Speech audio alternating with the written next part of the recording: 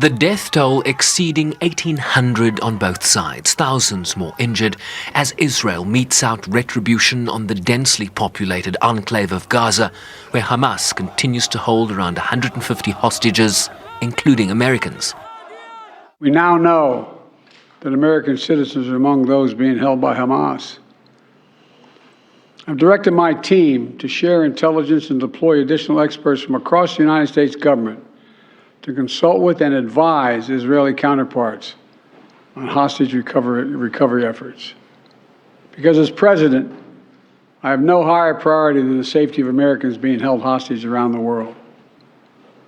The United States has also enhanced our military force posture in the region to strengthen our deterrence.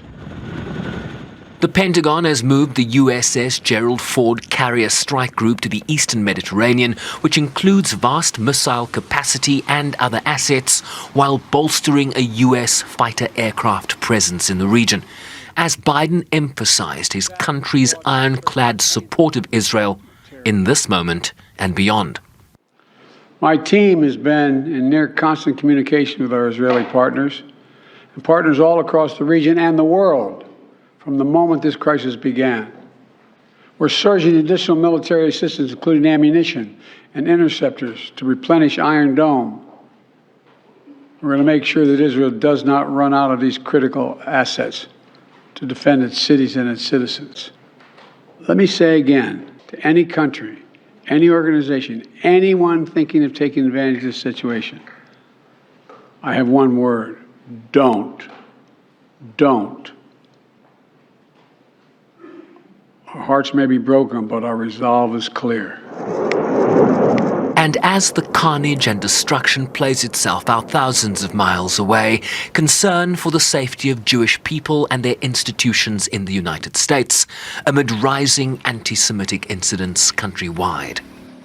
We're also taking steps at home. In cities across the United States of America, police departments have stepped up security around centers of Jewish life. The Department of Homeland Security and the Federal Bureau of Investigation are working closely with state and local law enforcement and Jewish community partners to identify and disrupt any domestic threat that could emerge in connection with these horrific attacks. This is a moment for the United States to come together, to grieve with those who are mourning. Let's be real clear. There is no place for hate in America. Not against Jews, not against Muslims, not against anybody. We reject. What we reject is terrorism. We condemn the indiscriminate evil, just as we've always done. That's what America stands for. Biden argued that Hamas did not stand for the Palestinians, for their right to dignity and self-determination. But that was about as much mention the Palestinians received in his remarks, even as retaliatory strikes on Gaza further complicate a region that was already facing an acute humanitarian emergency even before this latest round of violence erupted. Of growing concern is the siege announced by Israel, cutting off supplies of electricity, food, water and fuel, as senior UN officials call for the laws of war to be upheld, for civilians and civilian infrastructure to be spared, and for desperately needed humanitarian supplies not to be blocked from entering the enclave.